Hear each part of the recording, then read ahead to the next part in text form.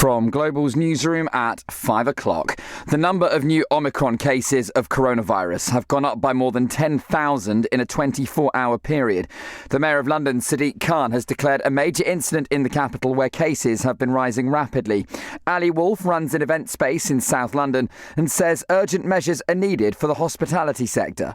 It's beyond me why this conversation wasn't 2 or 3 weeks ago. It's not new news that this variant was spreading as fast as it was, and that the knock-on effect would hit hospitality first. Literally all of our staff have lost all their shifts in the run-up to Christmas. We've introduced our own internal furlough to support them through that process, but unless anything comes down from above, that's not something we can afford to continue.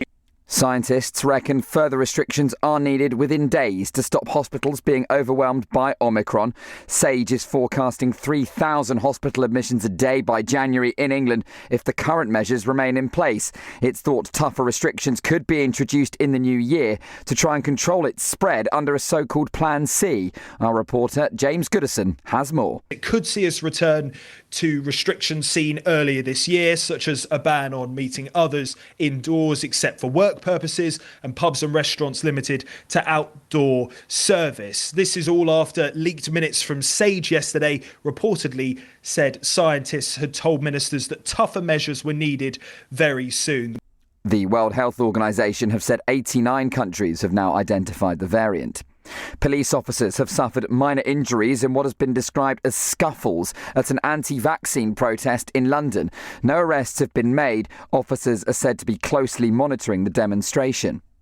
A man has appeared in court charged with murder and arson after a person died in a fire in Reading.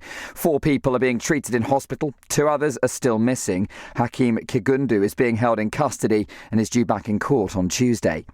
Rangers are 7 points clear at the top of the Scottish Premiership after a 1-0 win over Dundee United at Ibrox. Just one match in the Premier League will be played today after Aston Villa's clash with Burnley was the latest to be postponed due to increased cases in the Villa squad.